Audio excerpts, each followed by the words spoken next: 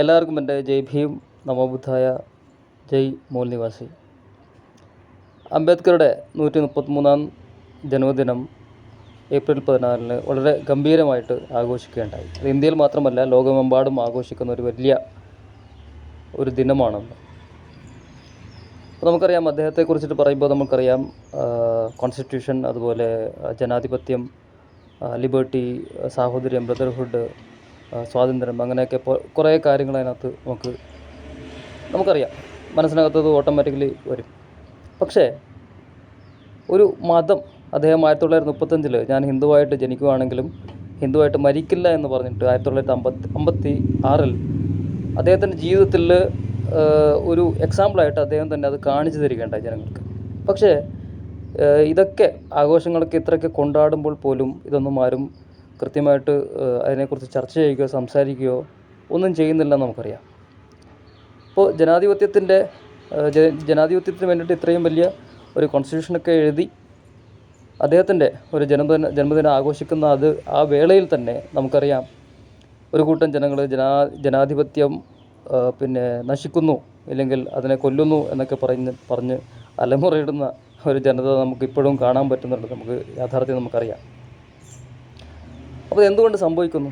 എന്തുകൊണ്ട് വിജ്ഞാനകോശം എന്നറിയപ്പെടുന്ന, അല്ലെങ്കിൽ മൂവിങ് എൻസൈക്ലോപീഡിയ എന്നൊക്കെ അറിയപ്പെടുന്ന അദ്ദേഹം ഒരു മതത്തിനെക്കുറിച്ചിട്ട് പറഞ്ഞു, അല്ലെങ്കിൽ മതത്തെ മുൻനിർത്തിക്കൊണ്ട് ഒരു പുസ്തകം പോലും എഴുതിയത് എന്തിനാണെന്ന് നമുക്കൊന്ന് ആലോചിക്കേണ്ട ഒരു കാര്യമാണ്. കാരണം മതം എന്ന് പറയുമ്പോൾ സാധാരണ മനുഷ്യൻ്റെ മനസ്സിനകത്ത് അതിനെ ഇപ്പോൾ പറഞ്ഞു വച്ചിരിക്കുന്ന അങ്ങനെയൊക്കെയാണ്. അതായത് ഇറ്റ് ഈസ് എൻ ഓപ്യം, അതായത് മനുഷ്യനെ മയക്കുന്ന കറുപ്പാണ് മതം എന്നൊക്കെ ആണ് നമ്മൾ മനസ്സിലാക്കി വെച്ചിരിക്കുന്നത്. അങ്ങനെ വരുമ്പോൾ എന്തിനാണ് ഇദ്ദേഹത്തെ പോലെ ഒരാൾ ഒരു മതത്തെ കുറിച്ചിട്ട് പറയുന്നത് എന്ന്? ഇതിന് ജനാധിപത്യമായിട്ടും രാഷ്ട്രീയപരമായിട്ടും എന്താണ് ഇതിൻ്റെ ബന്ധം എന്നുള്ളത് നമുക്ക് കൂടുതൽ പേർക്കും അറിയില്ല എന്നുള്ളതാണ് ഞാൻ മനസ്സിലാക്കുന്നത്. അപ്പോൾ എന്താണ് ജനാധിപത്യം എന്നുള്ളത് ചെറിയ ഒരു സിമ്പിളായിട്ടുള്ളൊരു എക്സാമ്പിളിലൂടെ ഞാൻ പറയാൻ ശ്രമിക്കാം. അതായത് ഒരു കുടുംബത്തിൻ്റെ ഒരു സ്വത്ത്, ഒരു 10 കോടി സമ്പാദ്യമാണ്, സ്വത്താണ് ആ കുടുംബത്തിൻ്റെ അച്ഛനമ്മേൻ്റെ പേരിലുള്ളതെങ്കിൽ, ഒരു 10 കുട്ടികളുണ്ടെങ്കിൽ ആ സമ്പത്ത് എല്ലാവർക്കും തുല്യമായിട്ട് വീതിച്ച് കൊടുക്കേണ്ടതാണ്. അതിന് അവകാശമുണ്ട് അവർക്ക്. അപ്പോൾ ആ കുട്ടി കറുപ്പാണോ വെളുപ്പാണോ, ജാതിയിൽ കുറഞ്ഞതാണോ ജാതിയിൽ കൂടുതലാണോ, മതമേതാണോ, ഇല്ലെങ്കിൽ ഹാൻഡിക്യാപ്ഡ് ആണോ, അതൊന്നും അതിനകത്ത് നോക്കണ്ട. അതൊന്നും അവിടുത്തെ വിഷയമേ അല്ല. ആ സമ്പാദ്യം എന്ന് പറയുന്നത് 10 ലക്ഷം 10 കോടി ഉണ്ടെങ്കിൽ ഓരോ കോടിയും തുല്യമായിട്ട് ഈക്വലായിട്ട് വിധിച്ചു കൊടുക്കുക എന്നുള്ളതാണ് ജനാധിപത്യ മര്യാദ എന്ന് പറയുന്നത്. അതായത് വിഭവങ്ങൾ. ഇനി രണ്ടാമത്തത്, അതായത് പൊതുവായിട്ടുള്ള ഖജനാവിൽ ഇരിക്കുന്ന എല്ലാവർക്കും അവകാശപ്പെട്ടതായിട്ടുള്ള വിഭവങ്ങൾ, അത് പണമായാലും ബാക്കിയുള്ള ഭൂസ്വത്താണെങ്കിലും എന്താണെങ്കിൽ കൂടി, അതിവിടുത്തെ സ്വർണ്ണ ഖനി ഉണ്ടെന്ന് പറഞ്ഞു കഴിഞ്ഞാലും അത് പൊതുവായിട്ടുള്ള ഇപ്പം പൊതു ശൗചാലയങ്ങൾ പോലും, അപ്പോൾ അത് കിട്ടേണ്ടതാണെന്ന് പറയുമ്പോൾ അത് നമ്മൾ കൃത്യമായിട്ട് അതിനെ മെയിൻറ്റെയിൻ ചെയ്ത് കൊണ്ടുപോകേണ്ടത് നമ്മൾ ഉത്തരവാദിത്വം കൂടി നമുക്കുണ്ട്. പൊതുവായിട്ടുള്ള ഇൻസ്റ്റിറ്റ്യൂഷൻസ്, എല്ലാ കാര്യങ്ങളും അത് എല്ലാവരുടെയാണ് എന്നുള്ളതാണ്. ജോലികൾ, അപ്പോൾ അതിനകത്ത് ഒരു വ്യത്യാസവുമില്ല എന്നുള്ളതാണ് നമ്മൾ മനസ്സിലാക്കേണ്ടത്. അതെല്ലാവർക്കും അർഹതപ്പെട്ടതാണ്, കൃത്യമായിട്ട് വിഭജിച്ച് കൊടുക്കുന്നതാണ് ഈ വിഭവങ്ങളെന്ന് പറയുന്നത്. അതുപോലെ നമ്മൾ അഭിപ്രായം, ഇപ്പോൾ നമ്മൾ കുടുംബത്തിലൊരു അഭിപ്രായം രൂപീകരിക്കുമ്പോൾ ആ 10 മക്കളുടെയും വോയിസ് അവിടെ ഉണ്ടായിരിക്കണം. അവർ കൃത്യമായിട്ട് അവരുടെ അഭിപ്രായം അവിടെ രേഖപ്പെടുത്താൻ അവർക്ക് സാധിക്കണം എന്നുള്ളതാണ് ജനാധിപത്യ മര്യാദ എന്ന് പറയുന്നത്. അതാണ് ബേസിക്കലി ജനാധിപത്യത്തിൻ്റെ അന്തസത്ത എന്ന് പറയുന്നത്. അപ്പോൾ നമ്മളൊരു മാവ് ഉണ്ടാക്കിയിട്ട് പല വിഭവങ്ങൾ ഉണ്ടാക്കുന്നു. ഇപ്പോൾ ദോശമാവാണെങ്കിൽ പല രീതിക്കുള്ള വിഭവങ്ങൾ നമുക്ക് ഉണ്ടാക്കാൻ പറ്റും. ഇപ്പോൾ മൈദയുടെ മാവാണെങ്കിൽ അത് ഉപയോഗിച്ചിട്ട് ഒരുപാട് വിഭവങ്ങൾ നമുക്ക് ബേക്കറിലൊക്കെ കിട്ടുന്ന സാധനം നമുക്കറിയാം ഉണ്ടാക്കാൻ പറ്റും. അപ്പോൾ ആ ബേസിക് ഇൻഗ്രീഡിയൻ്റ് എന്ന് പറയുന്നത് ആ മൈദ മാവാണ്. പക്ഷേ അതിനെക്കൊണ്ട് കുറേ സാധനങ്ങൾ ഉണ്ടാക്കാം. അപ്പോൾ അതൊരു അനോമലിയായിട്ട് ഞാൻ പറയുകയാണ്. അപ്പോൾ ഈയിടെ ഗുജറാത്ത് ഹൈക്കോടതിയിൽ ഒരു 17 വർഷം പ്രായം വരുന്ന കുട്ടിക്ക് റേപ്പ് ചെയ്യപ്പെട്ട ഒരു അബോർഷനുമായിട്ട് ബന്ധപ്പെട്ടിട്ടൊരു കേസിന് പോയപ്പോൾ അദ്ദേഹം പറഞ്ഞത്, പണ്ട് കാലങ്ങളിൽ, അല്ലെങ്കിൽ മനുസ്മൃതിയെ ഉദ്ധരിച്ചുകൊണ്ട് അദ്ദേഹം പറയുകയുണ്ടായി, ഈ മനുസ്മൃതി കാലത്ത് അങ്ങനെ എന്താണ്ടാണ് പറഞ്ഞത്, 14 വയസ്സ് ഉള്ള സമയത്ത് കുട്ടികൾ കല്യാണം കഴിക്കും, 17 വയസ്സിൽ പ്രസവിക്കുകയൊക്കെ ചെയ്യും. അതുകൊണ്ട് വലിയ കുഴപ്പമൊന്നുമില്ല എന്ന് പറയുകയുണ്ടായി.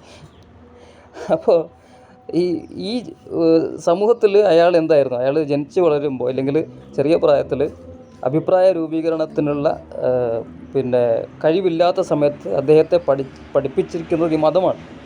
മനുസ്മൃതി അടക്കമുള്ള പുസ്തകങ്ങളാണ് ഈ ഹിന്ദു മതം എന്ന് പറയുന്നത്. ഇപ്പം മുസ്ലിം മതമാണെങ്കിലും ക്രിസ്ത്യൻ മതമാണെങ്കിലും അദ്ദേഹത്തെ അവരെ ചെറിയ പ്രായത്തിൽ ബുദ്ധി ഉറയ്ക്കാത്ത കാലം മുതൽ അവരെ പഠിപ്പിച്ചു വരുന്നത് അങ്ങനെ ഒരു സാധനമാണ്. പിന്നെയാണ് അദ്ദേഹം ഒരു വക്കീലായി മാറുന്നത്. അപ്പോൾ ബേസിക് ഇൻഗ്രീഡിയൻ്റ്, നേരത്തെ പറഞ്ഞ മാവിൻ്റെ എക്സാമ്പിൾ പറഞ്ഞത്, ബേസിക്കായിട്ട് ഒരു മതത്തിൻ്റെ ചായ്വുള്ള ഫസ്റ്റ് ആൻഡ് ഫോർമോസ്റ്റ് അയാളൊരു മതത്തിൻ്റെ ആളാണെന്നുള്ളതാണ് നമ്മൾ മനസ്സിലാക്കേണ്ടത്.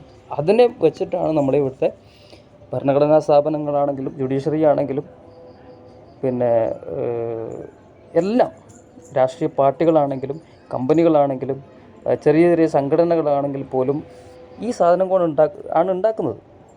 അപ്പോൾ ഭരണഘടന എന്ന് പറയുന്ന ഒരു പുസ്തകം അവിടെ ഇട്ടിട്ട് പുസ്തകമൊന്നും അല്ല അത് ചെയ്യുന്നത്. പുസ്തകം വായിച്ചിട്ട് അത് മനസ്സിലാക്കി ഈ മനുഷ്യർ തന്നെയാണ് അവിടെ പോയിട്ട് അതിനെ വർക്കൗട്ട് ചെയ്യുന്നത്, അതിനെ എക്സിക്യൂട്ട് ചെയ്യുന്നത് എന്നുള്ളതാണ് നമ്മൾ മനസ്സിലാക്കേണ്ടത്. അതൊരു ഗൈഡ് ലൈനാണ്, അത് അവിടെ നിൽക്കുന്നു. പുസ്തകത്തിനൊന്നും ചെയ്യാൻ കഴിയില്ലല്ലോ.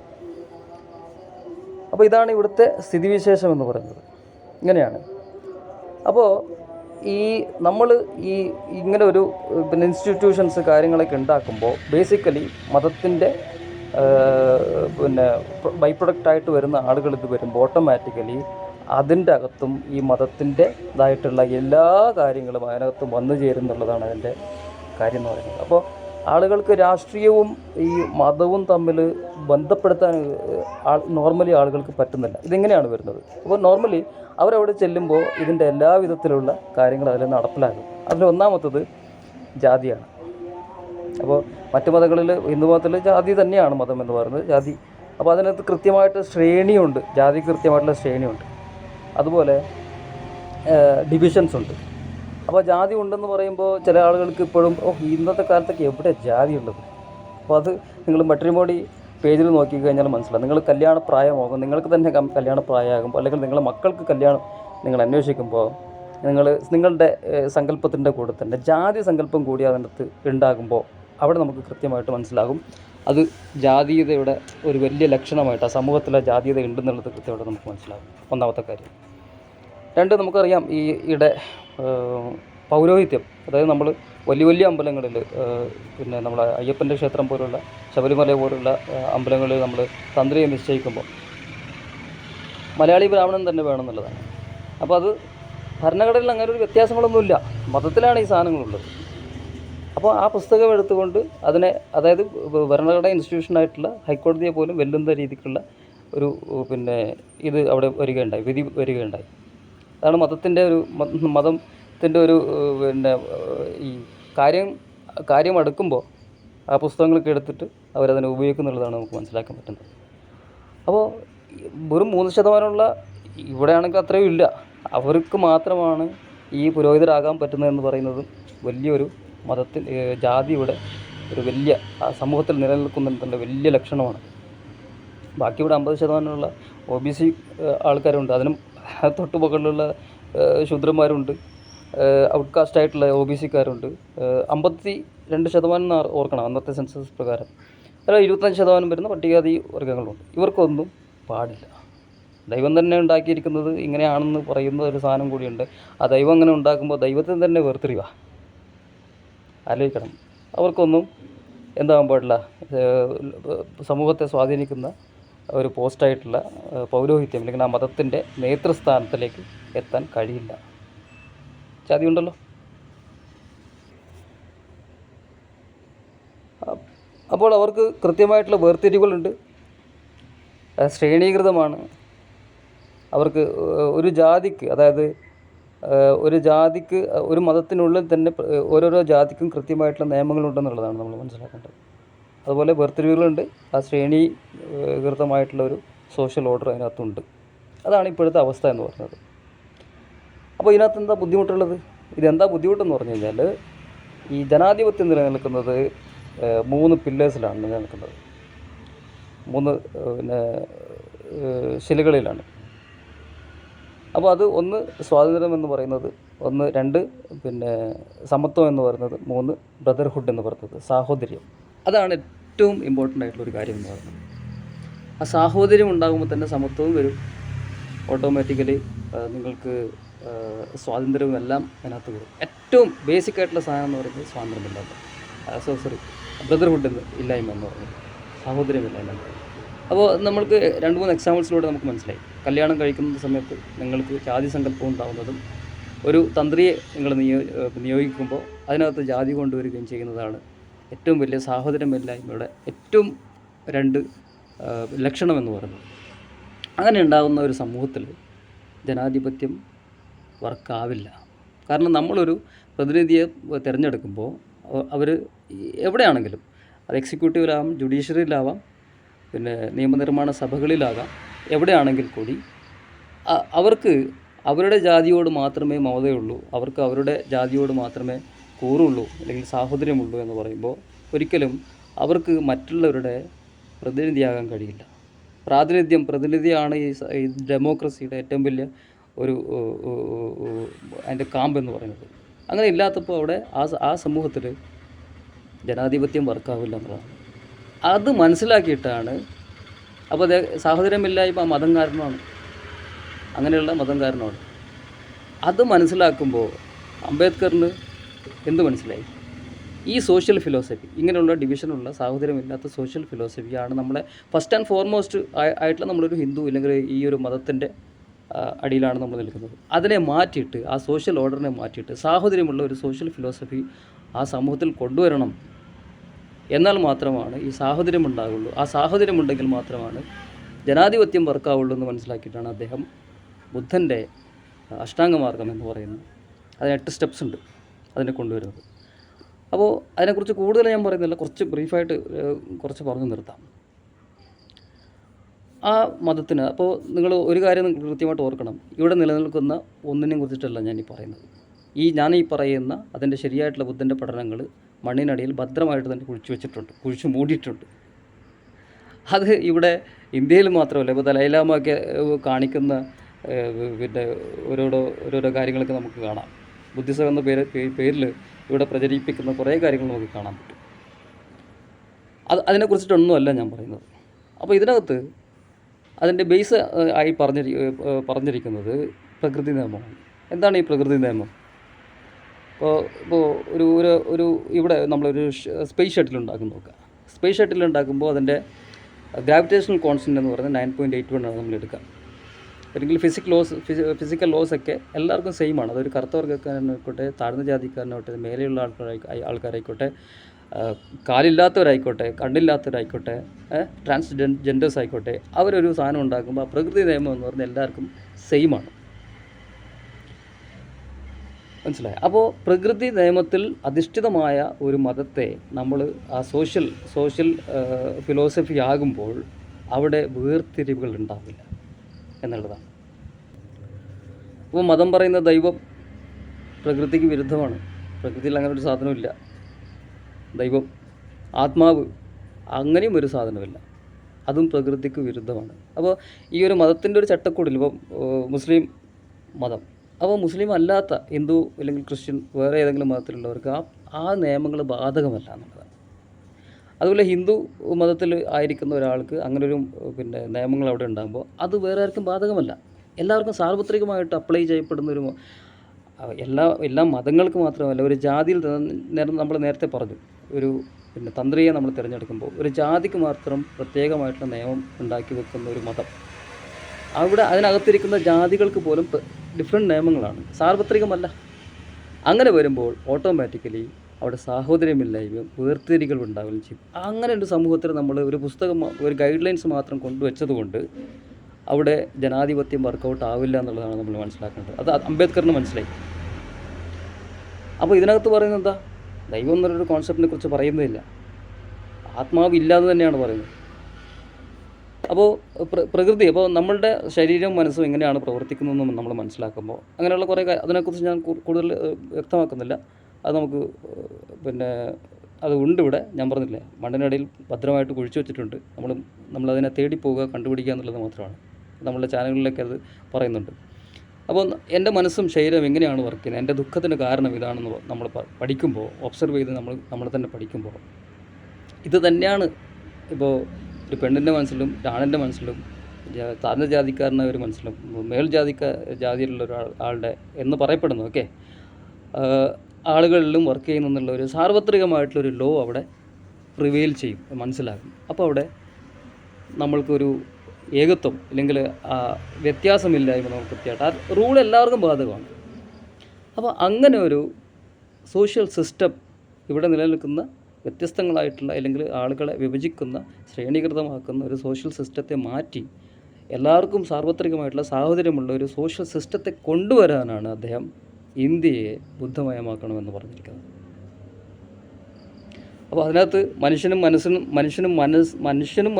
മനുഷ്യനും തമ്മിലുള്ള എങ്ങനെ പെരുമാറണം ആ ബന്ധം അതാണ് കൂടുതൽ പറയുന്നത്. ബാക്കിയുള്ള മതങ്ങളൊക്കെ മനുഷ്യനും ദൈവവും തമ്മിലുള്ള ബന്ധത്തെക്കുറിച്ചാണ് പറയുന്നത്. അപ്പോൾ അത് കൃത്യമായിട്ട് പഠിക്കുകയും മനസ്സിലാക്കുകയും ചെയ്യുക എന്നുള്ളതാണ്. അപ്പോൾ ഇത് ഈ അംബേദ്കറിൻ്റെ ഈ വിഷൻ അല്ലെങ്കിൽ ഈ ഒരു ബ്ലൂ പ്രിൻ്റ് ഇവിടെ ആരും പറയുന്നില്ല. അപ്പോൾ ഇവിടെ ജനാധിപത്യം ഉണ്ടാക്കേണ്ടത് ആരാണ്? നമ്മൾ തന്നെയാണ്. ഇവിടെ സിസ്റ്റം ഉണ്ടാക്കേണ്ടത്, അതായത് നമ്മൾക്ക് വേണ്ടിയിട്ട് നമ്മളാൽ ഉണ്ടാക്കുന്ന ഒരു സിസ്റ്റത്തെയാണ് ഗവൺമെൻറ് എന്ന് പറയുന്നത്. അത് എവിടെയെങ്കിലും പോയിട്ട് ചോദിച്ചു കഴിഞ്ഞാൽ കിട്ടത്തില്ല. നിങ്ങൾ സമരം ചെയ്താൽ കിട്ടത്തില്ല, നിങ്ങൾ ബർത്ത്ഡേ ആഘോഷിച്ച് കഴിഞ്ഞാൽ കിട്ടത്തില്ല. അത് നിങ്ങൾ ഉണ്ടാക്കേണ്ടത്, നിങ്ങൾ വേറെ ആരോടെങ്കിലും ഫൈറ്റ് ചെയ്തിട്ടും കാര്യമില്ല. നിങ്ങൾക്ക് വേണ്ടിയിട്ട് നിങ്ങളോടാണ് നിങ്ങൾ ഫൈറ്റ് ചെയ്യേണ്ടത്. ഇതുവരെ ഇപ്പോൾ നിലനിൽക്കുന്ന ഈ സോഷ്യൽ ഫിലോസഫിയെ മാറ്റി അതിനെ ശരിയായിട്ടുള്ളൊരു സോഷ്യൽ ഫിലോസഫിയിലേക്ക് കൊണ്ടുപോകേണ്ടത് നിങ്ങളാണ്. അങ്ങനെ വരുമ്പോൾ സ്വാഭാവികമായിട്ടും മനുഷ്യർ തമ്മിലുള്ള സാഹോദര്യങ്ങൾ ഉണ്ടാവുകയും അവർ സമഭാവനയോടെ കാണുന്ന ആളുകളുണ്ടാവുകയും നിങ്ങളുടെ നേതാക്കൾ അതുപോലെ ഇതിൽ നിന്നാണല്ലോ ഈ നേരത്തെ പറഞ്ഞ മാവിൻ്റെ കാര്യം പറഞ്ഞ പോലെ ഇതിൽ നിന്നാണ് നിങ്ങളുടെ നേതാക്കളുണ്ടാകുന്നത്. ആ നേതാക്കൾ തന്നെയാണ് പിന്നെ ബാക്കിയുള്ള ഗവൺമെൻറ് ആണെങ്കിലും പൊളിറ്റിക്കൽ പാർട്ടീസ് ആണെങ്കിലും ഇൻസ്റ്റിറ്റ്യൂഷൻസ് ആണെങ്കിലും എല്ലാം ഉണ്ടാകുന്നത് അവിടെ നിന്നാണ്. അങ്ങനെ വരുമ്പോൾ ഓട്ടോമാറ്റിക് നിങ്ങളുടെ നേതാവും സമഭാവനയുള്ള ഒരാളായി മാറും, വർഗീയതയില്ലാത്ത ഒരാളായി മാറും എന്നുള്ളതാണ് ഇതിൻ്റെ ചുരുക്കം. അപ്പോൾ അത് നമ്മളാണത് ചെയ്യേണ്ടത്. അപ്പോൾ ഇപ്പോൾ നമ്മൾക്കറിയാം സവർണർക്ക് ഏറ്റവും നല്ലത്, അവർക്ക് ലാഭകരമായിട്ടുള്ള എല്ലാ രീതിക്കും ലാഭകരമായിട്ടുള്ളൊരു കാര്യം എന്ന് പറയുന്നത് മതമാണ്. കാരണം അവർക്കതിനകത്ത് പ്രിവിലേജസ് ഉണ്ട്, മേൽക്കൈയുണ്ട്. അവർക്ക് ഈ ഭരണഘടന സ്ഥാപനങ്ങളിൽ, രാഷ്ട്രീയ പാർട്ടികളിൽ, സർക്കാരിൽ ഈ 10% സവർണ ഇതുപോലെ നടപ്പിലാക്കിയത് അതിനാണ്. സവർണ സംവരണം നടപ്പിലാക്കിയത് പോലും അതിനാണ്.